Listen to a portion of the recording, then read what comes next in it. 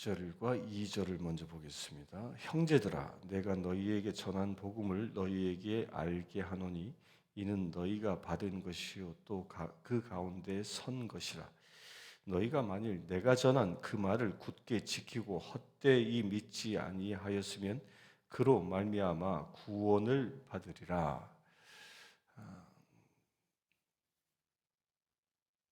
15장은 그 예수님의 부활에 대하여 정리하고 있는 장입니다. 그 부활을 이야기하면서 그 첫 마디의 출발이 내가 너희에게 전한 복음이라고 출발합니다. 복음이 무엇이냐? 복음이 무엇이죠? 복음 누군가가 복음이 뭐냐고 묻는다면 여러분들은 어떻게 대답하겠습니까? 교회에서 가장 많이 사용하는 말 중에 하나가 복음이라는 말입니다. 복음이 무엇이냐? 복음이 말 그대로 풀면 그냥 복된 소식이다, 복된 소리다, 뭐 그런 뜻이죠. good news, 좋은 소식이다 그런 뜻인데 그 좋은 소식이 무엇이냐? 그것이 무엇입니까? 그 복음은 한마디로 얘기하면 부활이라는 겁니다. 부활. 예수님께서 사망 권세 꺾으시고 사흘 만에 부활하셨다. 이것이 복음의 가장 핵심입니다. 따라서 복음에 부활 신앙이 빠진다면 그건 복음이 아닌 겁니다. 뭐 우스갯소리로 그런 얘기를 많이 합니다. 우리가 내 삶에 필요한 어떤 것들이 채워지고 기도의 응답이 이루어지면 그것이 복음이다라고 얘기합니다. 그렇게 얘기하는 것, 내 기도 응답이 이루어지고 나의 필요가 채워지고 이 세상에서 그 나의 삶을 인도해 주시는 그 여러 가지 그 사인들이 복음일 수 있습니다. 그러나 그것은 복음의 전부가 아닌 겁니다. 그 부활에 이르는 하나의 현상일 뿐이지 그 부활하시는 예수 그리스도가 살아계시다라는 하나의 현상이지 복음의 진수는 아니라는 거예요. 복음의 진수는 무엇이죠? 우리가 아무리 고난받고 역경 가운데 있어 심지어는 순교를 당한다 할지라도 그 고난을, 그 죽음을 넘어 우리는 부활하여 영생할 수 있다. 이것이 복음 중에 복음인 것입니다. 따라서 복음은 지금 현재 내 삶에서 완성되어진 게 아니라 진행형인 것입니다. 진행형. 마치 이 복음 부활 신앙은 하나님의 나라의 신앙과 동일한 것입니다. 내가 부활을 믿고 살아갈 때 나는 부활의 생명이 있는 것이고 그렇게 살아갈 때 내 육적인 생명이 다하여 무덤에 묻힌다 할지라도 그렇게 묻힌 사람은 죽은 자라 이야기하지 아니하고 잠든 자라 이야기하는 겁니다. 이것이 복음이라는 겁니다. 우리는 다시 살 소망이 있는 것입니다. 그것이 복음이라는 겁니다. 제가 상주교에 있을 때 이 호주에서 성공의 신부님이 이제 오셔가지고 우리 교회에서 이 컨퍼런스를 했는데 그분이 여러 그 나라에서 신부님들 오서 이제 컨퍼런스를 할 때 이제 그분이 와서 호주에서 오신 이 신부님이 이제 강의를 하는데 당신이 상처한 이야기를 하십니다. 사모님이 먼저 돌아가셨는데 그 사모님이 돌아가실 때 유언으로 마지막 말로 무엇을 했냐면 여보, 내가 죽으면 온 동네에 내가 무덤에 묻힐 때까지 온 동네 사람들을 초청해서 잔치를 베풀라고 매일 밤 잔치를 베풀어서 함께 먹고 마시고 춤을 추고 그런 큰 파티를 내가 묻힐 때까지 그렇게 해달라고 그렇게 유언을 했습니다. 왜겠습니까?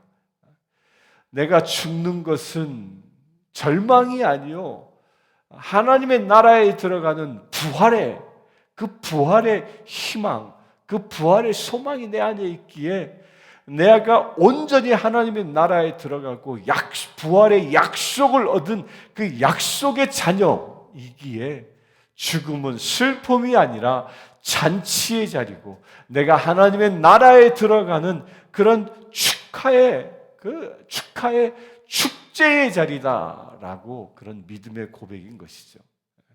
그래서 우리 믿는 사람들이 돌아가시게 되면 애도하는 자리가 아니라 진정한 영적인 의미는 정말 축하하고 천국 입성을 환호하는 그런 자리여야 한다는 겁니다. 그것이 복음을 가진 자의 삶인 것이죠. 그래서 내가 전한 그 말을 굳게 믿고라고 바울은 강조하고 있는 것입니다. 내가 이 세상을 살아가는데 죽음이라는 절망 앞에 이런 내가 부활에 대한 그 복음을 굳게 믿고 있으면 어떠한 죽음의 권세도 우리를 위협할 수 없고 어떠한 죽음의 권세가 나를 공격한다 할지라도 우리는 승리할 수 있다는 것입니다. 우리 매 순간의 삶의 승리의 비결이 바로 내가 부활한다라는 이 복음에 대한 믿음, 그것을 지킬 때 가능하다라는 것이 1절, 2절에서 말하고 있는 중요한 메시지입니다.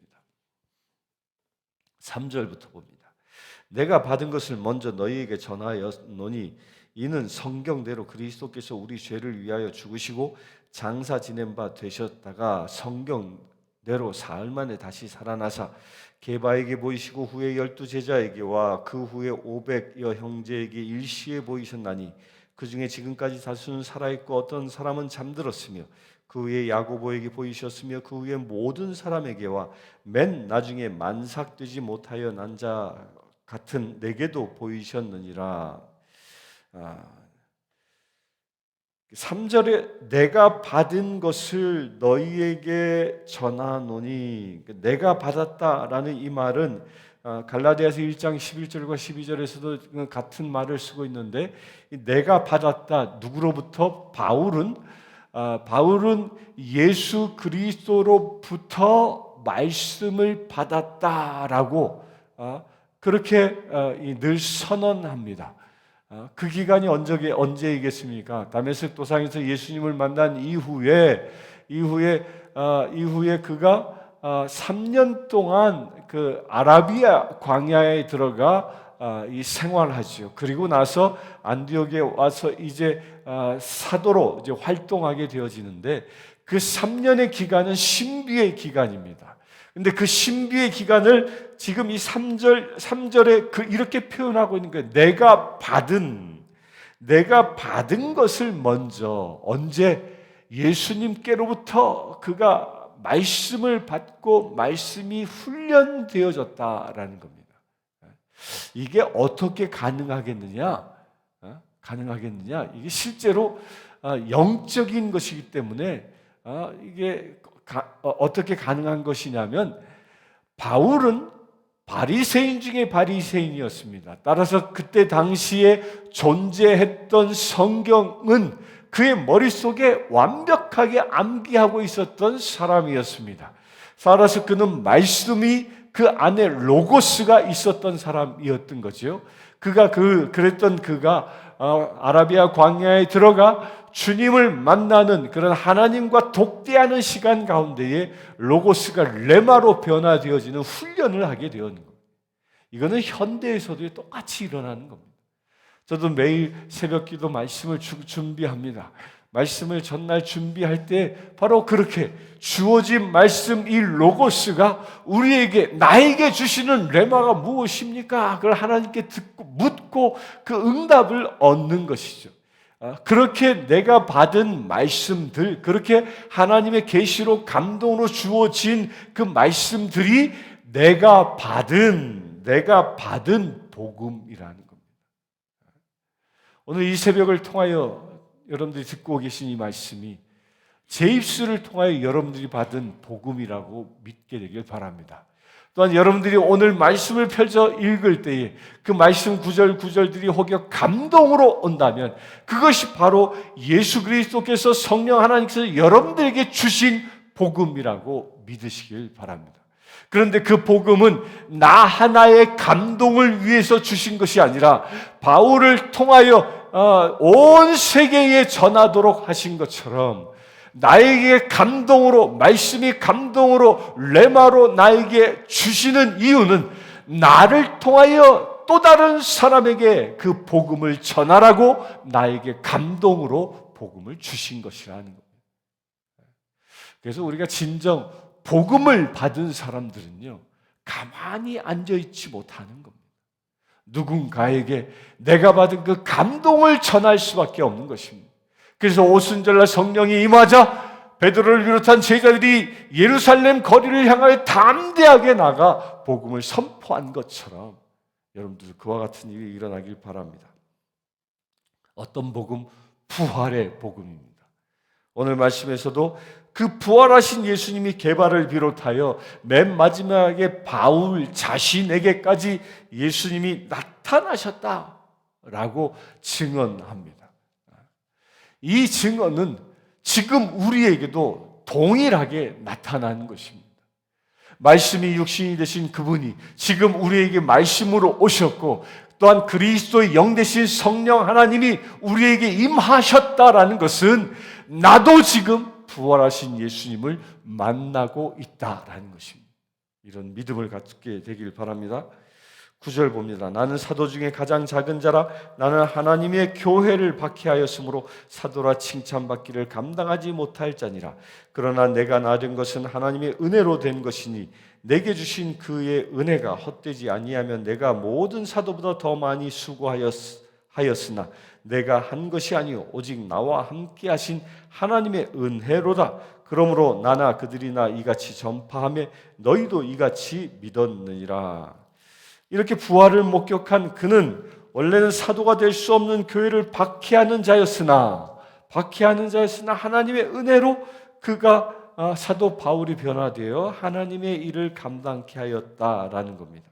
사도 바울의 늘 고백하는 내용이 하나 있습니다. 다른 모든 사도들보다 더 많이 수고했다. 실제로 그랬습니다. 사도 바울이 움직인 행동 반경은 당시의 12사도들보다 훨씬 많은 거리를 다녔습니다. 그럼에도 불구하고 사도 바울은 뭐라고 얘기합니까? 내가 한 것이 아니요라고 이야기합니다. 이게 겸손인 겁니다. 누가 한 것입니까? 사도 바울에게 임하신 하나님이 하신 것이요라는 이 대고백입니다.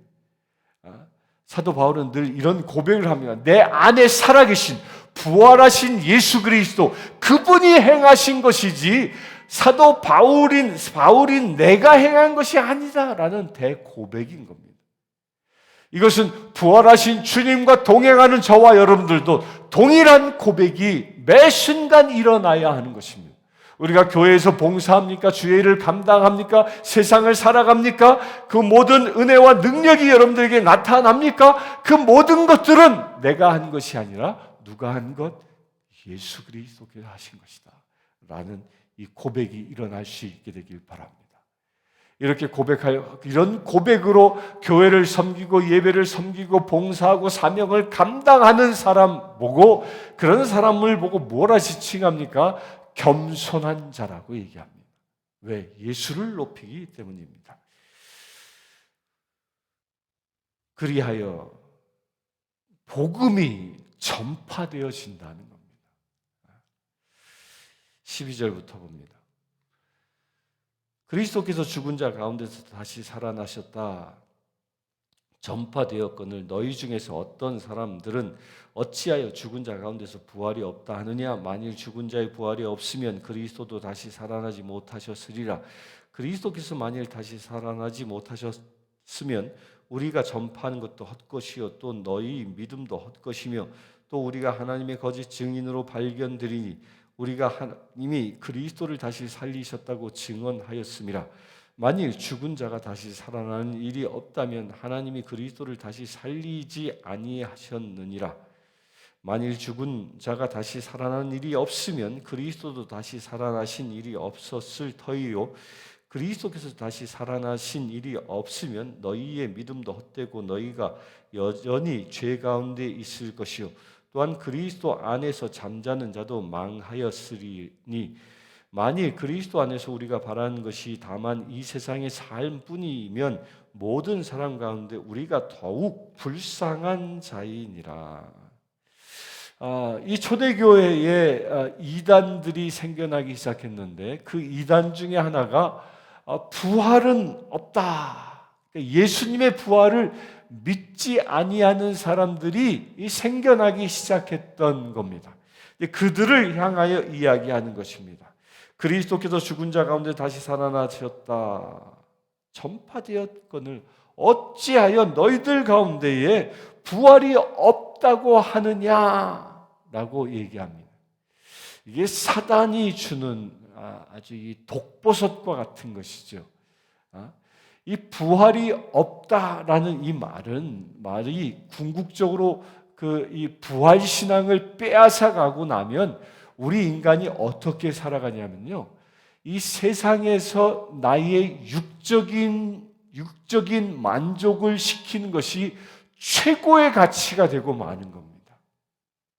부활을 위해서 말씀의 나를 죽이고 살아가는 자가 아니라, 부활이 없는데 지금 이 세상에서 살아가는 삶, 이 순간이 가장 중요한 것이지, 따라서 내가 죽으면 모든 것이 끝나기 때문에 세상에서 먹고 마시고 즐기고 향락에 빠져 사는 것이 최고의 가치인 것처럼 이야기한다는 겁니다. 이런 죄에 빠지도록 유혹하는 것이 누굽니까? 사단이 하는 겁니다. 다시 얘기하면요, 우리가 죄의 유혹에 빠져서 죄 가운데 머문다라는 말은 부활신앙을 잃어버렸다는 말과 같은 말일 수 있다는 겁니다. 우리가 부활신앙이 있다면 죄와 어떤 형태로도 타협할 수 없는 것이죠. 오직 말씀 가운데 설 수 있는 것입니다. 그렇게 되길 바랍니다. 부활신앙이 없는 사람들을 보고 19절에 우리가 더욱 불쌍한 자라, 만약에 부활이 없다면 우리처럼 불쌍한 사람이 없다. 그게 무슨 얘기예요? 예수님의 부활이 그것이 가짜라면 말씀을 지키려고 세상의 모든 고난이란 고난은 다 겪었으니, 특히 사도 바울은 어떻습니까? 매도 수없이 맞고 죽을 고비를 넘기고 그 온갖 고통을 다 당했지 않았습니까? 마지막에는 로마로 끌려가서 목이 잘려 죽는 그런 처참한 죽음을 당했는데 그 모든 것이 헛되다라는 것이죠. 무엇이 없으면? 부활신앙이 없으면. 20절부터 봅니다. 그러나 이제 그리스도께서 죽은 자 가운데서 다시 살아나사 잠자는 자들의 첫 열매가 되셨도다. 사망이 한 사람으로 말미암아 왔으니 죽은 자의 부활도 한 사람으로 말미암는도다. 아담에게서 모든 사람이 죽은 것 같이 그리스도 안에서 모든 사람이 삶을 얻으리라. 그러나 각각 자기 차례대로 되리니 먼저는 첫 열매인 그리스도요, 다음에는 그가 강림하실 때에 그리스도에게 속한 자요, 그 후에는 마지막이니 그가 모든 통치와 모든 권세와 능력을 멸하시고 나라를 아버지 하나님께 바칠 때라. 그가 모든 원수를 그 발 아래에 둘 때까지 반드시 왕노릇 하시리니 맨 나중에 멸망받을 원수는 사망이니라. 만물을 그의 발 아래에 두셨다 하셨으니 만물을 아래에 둔다 말씀하실 때에 만물을 그의 아래에 두시니가 그 중에 들지 아니한 것이 분명하도다. 만물을 그에게 복종하게 하실 때에는 아들 자신도 그때의 만물을 자신에게 복종하게 하신 이에게 복종하게 되리니 이는 하나님이 만유의 주로서 만유에 계시려 하심이라. 이 부활신앙과 이 종말론에 대한 신앙은 연결되어 있음을 말하고 있는 겁니다. 예수님께서는 부활한 첫사람이 되셨다. 죽은 자의 첫사람은 아담이요 부활의 첫사람은 예수 그리스도이시다. 그리고 그가 강림하실 때에 두 번째 부활이 일어나는데 그 두 번째 부활이 뭐예요? 그 두 번째 부활이 그리스도에게 속한 자의 부활이라는 겁니다. 이 새벽을 깨우고 있는 사랑하는 성도님들, 여러분들은 그리스도에게 속한 자라고 믿으시길 바랍니다. 나는 세상에 속한 자도 아니요, 세상의 모든 가치에 속해 있는 자도 아니요, 오직 예수 그리스도에게 속한 자이기 때문에 오직 예수님의 복음, 그 말씀에 의하여 살아가는 자, 곧 그리스도의 영, 성령에 의하여 살아가는 자여야 한다는 겁니다. 그런 사람이 될 때에 우리는 진정 그리스도의 속한 자가 되어 마지막 때 부활하는 영광을 얻는다라는 겁니다. 그렇게 부활한 영광, 그 마지막 때의 모든 통치와 모든 권세와 능력을 멸하시고 나라를 아버지 하나님께 바치는 그때 예수 그리스도의 그 왕권이 회복되어지는 하나님의 나라가 임한다라는 겁니다. 온 세상이 다시 하나님께 봉헌되어지고 그 다스리는 권세가 예수 그리스도에게 회복되어지고 그 권세가 또한 누구에게 나누어집니까? 달란트의 비유를 통하여 10개의 달란트를 바친 자에게는 10고를 주신 것처럼 저와 여러분들에게 세상에 속해 있는 것이 아니라 하늘에 속한 자로 세상을 다스리는 권세를 주시는 것입니다. 왕 같은 제사장의 그 신분을 우리가 부활할 때 회복하게 되어진다는 겁니다. 그런 믿음이 우리 안에 있게 되길 바랍니다. 29절부터 봅니다. 만일 죽은 자들이 도무지 다시 살아나지 못하면 죽은 자들을 위하여 세례를 받는 자들이 무엇을 하겠느냐? 어찌하여 그들을 위하여 세례를 받느냐? 또 어찌하여 우리가 언제나 위험을 무릅쓰리요?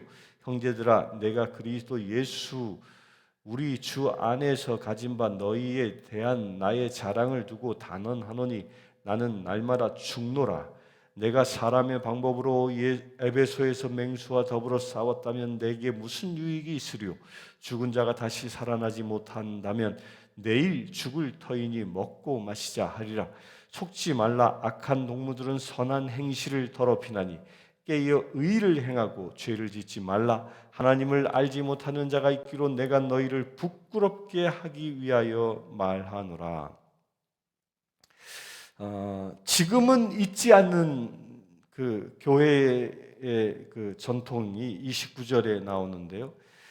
죽은 자를 위하여 세례를 받는 자, 이 말이 뭐냐면요. 이때 당시에는 이게 자기 조상 가운데에 예수를 알지 못한 사람이 있으면 그 조상을 대신해서 내가 세례를 받는 그런 이 풍속이 있었던 거예요. 그런 풍속이. 이것은 나중에 교회의 전통에서 사라집니다. 사라지지만 이때는 어떤 이유 때문에 있는지에 대해서는 기록이 없습니다. 오직 이 고린도전서 15장 29절에만 기록되어져 있는 겁니다. 그때 당시에. 그러나 이것은 나중에 이 교회에서 사라지게 되어지죠. 죽은 자를 위하여 그 세례받는 일이 사라지게 됩니다. 이게 나중에는 이게 이 면죄부를 파는 근거가 되기도 합니다. 교회가 타락함으로 인하여. 근데 이것은 비성경적이다 해서 교회의 전통에서 사라지게 된 이야기를 두고 얘기합니다.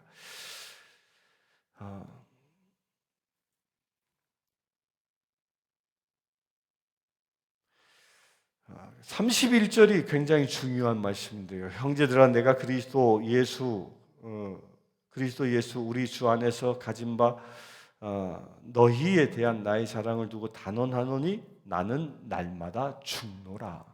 이 말은 뭐냐면요, 나는 날마다 죽는다란 말은 나는 날마다 죽고 부활한다라는 겁니다. 나는 날마다 내 육신이 살아있는 동안은 육적인 자는 십자가에 못 박아 죽고 부활한 생명으로 내가 산다는 거예요. 예수와 더불어. 우리가 이 새벽을 깨울 때 아침에 일어나면 이런 고백이 여러분들에게 일어나길 바랍니다. 나의 육적인 자아는 십자가에 못 박아 죽었고 이제 새 생명을 산 부활의 삶을 오늘 살아간다라고 선포할 수 있게 되길 바랍니다. 누구의 이름으로? 예수 이름으로. 누구의 모습으로? 예수님의 모습으로. 그렇게 살아갈 때 악한 동무들에 의하여 속임을 당하지 않고 선한 행실을 더럽히지 않는 삶을 살아갈 수 있고 또한 의를 행하고 죄를 짓지 않는 삶을 살아갈 수 있게 되는 겁니다. 그래서 바울이 내가 너희를 부끄럽게 하기 위하여 말하노라. 어떤 자가